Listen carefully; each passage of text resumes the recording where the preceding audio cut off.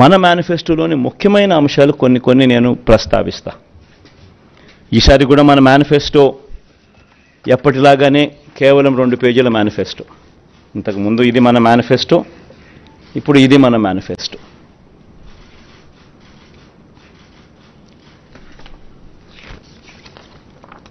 ఈ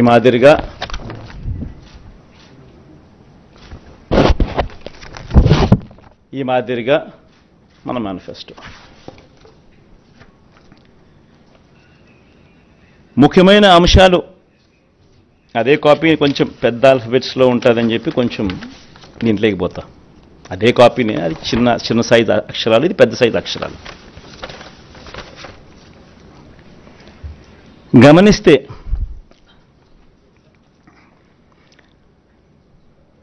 మనం పెట్టిన నవరత్నాలకు సంబంధించిన గమనిస్తే విద్య ముఖ్యమైన అంశాలు ఇవి మాత్రం పైన చెప్తా. విద్య, అమ్మఒడి, ట్యాబులు, విద్యా కానుక, గోరుముద్ద, ఇంగ్లీష్ మీడియం, డిజిటల్ బోధన. వైద్యం, విస్తరించిన ఆరోగ్యశ్రీ ఇంకా విస్తరణ, ఆరోగ్య ఆసరా, విలేజ్ క్లినిక్లు, ఫ్యామిలీ డాక్టరు, 17 కొత్త మెడికల్ కాలేజీలు, జగనన్న ఆరోగ్య సురక్ష. వ్యవసాయం, రైతు భరోసా, ఆర్బీకేలు, ఉచిత పంటల బీమా, 0 వడ్డీ పంట రుణాలు, పగటిపూటే 9 గంటల ఉచిత విద్యుత్, సమయానికే ఇన్పుట్ సబ్సిడీ.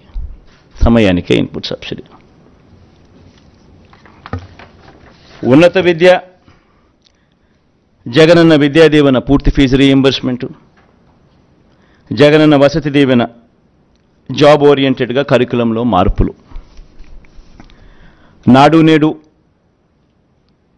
స్కూళ్ళు, నాడు నేడు హాస్పిటల్స్. పేదలందరికీ ఇళ్ళు, అక్క చెల్లెమ్మల పేరిట పేదలకు ఇంటి స్థలాలు, ఇల్లు. మహిళా సాధికారత, చేయూత, కాపు నేస్తం, ఈబీసీ నేస్తం, 0 వడ్డీ. సామాజిక భద్రత, పెన్షన్ కానుక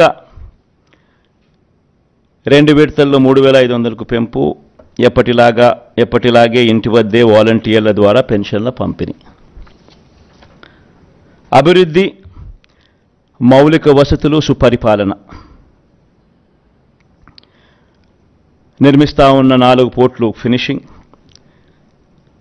ఫిషింగ్ హార్బర్లు ఫినిషింగ్, ఎయిర్పోర్ట్లు వాటి విస్తరణ ఫినిషింగ్, ఇండస్ట్రియల్ కారిడార్లు ఫినిషింగ్, ఇండస్ట్రియల్ నోడ్స్ ఫినిషింగ్, ప్రాధాన్యత క్రమంలో జలయజ్ఞం ఫినిషింగ్, గ్రామ వార్డు సచివాలయాలు, వాలంటీర్ల వ్యవస్థ. ఇవి బై అండ్ లార్జ్ దీనికి సంబంధించిన సమ్మరీ. ఇక ఈచ్ స్కీముకు సంబంధించి డెప్త్లోకి పోయే అంశాలు లోపల ఉంటాయి. సో ఒక డెప్త్లోకి పోయే అంశాలలోకి ఒకసారి మనం పోతే, మహిళలు, నా అక్క చెల్లెమ్మలు, వీళ్ళకి సంబంధించి ఒకసారి గమనించినట్లయితే వైఎస్ఆర్ చేయూత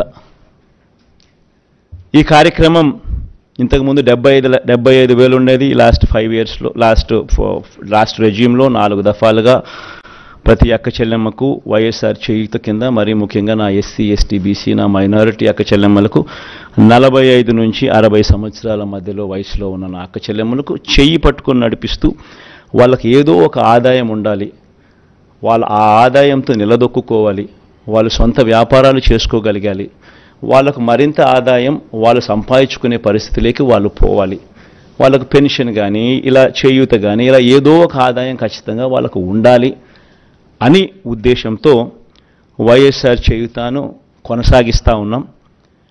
ఇంతకుముందు 5 ఏళ్లలో 4 దఫాలుగా 75,000 ఇచ్చాం. దాన్ని మళ్ళీ